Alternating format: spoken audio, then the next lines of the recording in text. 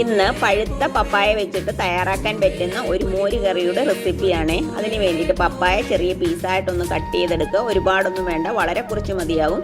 ഉപ്പും മഞ്ഞൾപ്പൊടിയും പച്ചമുളകും കുറച്ച് വെള്ളവും ചേർത്ത് ഒന്ന് അടച്ചു വെച്ച് വേവിക്കുക. തേങ്ങ, ജീരകവും ചെറിയുള്ളി കുറച്ച് തൈരും ചേർത്ത് നന്നായിട്ടൊന്ന് അരയ്ക്കുക. ബാക്കി വരുന്ന തൈരിലേക്ക് മഞ്ഞൾപ്പൊടിയും ഉലുവാപ്പൊടിയും ചേർത്ത് നന്നായിട്ടൊന്ന് ഉടച്ചെടുക്കുക. അരച്ച് വെച്ച തേങ്ങ ആ മോരിലേക്ക് ചേർക്കുക.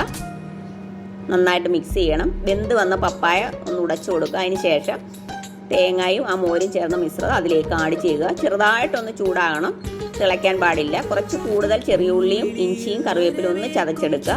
പാനിലേക്ക് ഓയിലെടുക്കുക. അതിലേക്ക് കടുക് ഉലുവായി ഇട്ടതിന് ശേഷം ചതച്ച് വെച്ച ഉള്ളിയും കറിവേപ്പിലും ഉണക്കമുളകും ചേർത്ത് നന്നായിട്ടൊന്ന് വഴറ്റിയെടുക്കുക. ചെറിയൊരു ബ്രൗൺ കളറാണ്. ഞാൻ നെയ്ക്കകത്താണ് വഴറ്റിയിരിക്കുന്നത്. അതിന് ശേഷം മോരിലേക്ക് ആഡ് ചെയ്യാവുന്നതാണ്. ഓക്കേ.